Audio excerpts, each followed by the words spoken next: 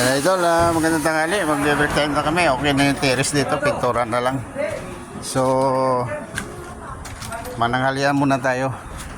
Yan idol, tingnan nyo. So, yan ito. Yung bintana ito idol. Ito, nakikita ninyo, bintana. Pero lagyan pa namin ng kisamihan mga idol. Nag-extend nga pala kami ng bubong doon kasi nag-extend kami ng wall ng konti. Yan. So, yan idol. Tapos na. So, napakaganda at napakatibay na ito. Quality ang paggawa namin dito. So, ginamit namin sariling na tubular mga idol. Ito yung 2x2, tsaka 1.5, tsaka 1x1.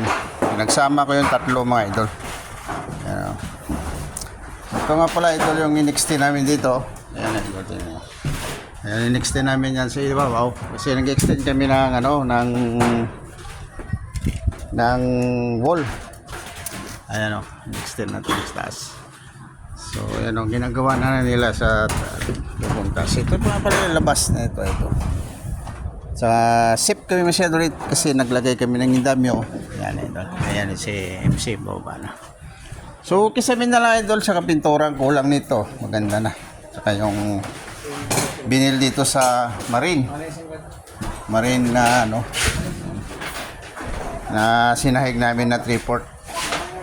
So kakain na kami idol, alas 12 na. So magandang tanghali nga pala sa inyo idol at kain tayo. Sana i-share yung mga vlog ko mga idol. Tsaka may YouTube nga pala ako dyan idol, si Dodong at Ports. Subscribe nyo kanyang YouTube. Share nyo na idol para updated kayo lagi sa mga vlog ko. Kasi God bless, ingat kayo lagi idol. Sa panahon ngayon, mainit pa pero darating na yung tagulan. Ingat lang kayo idol ha. God bless.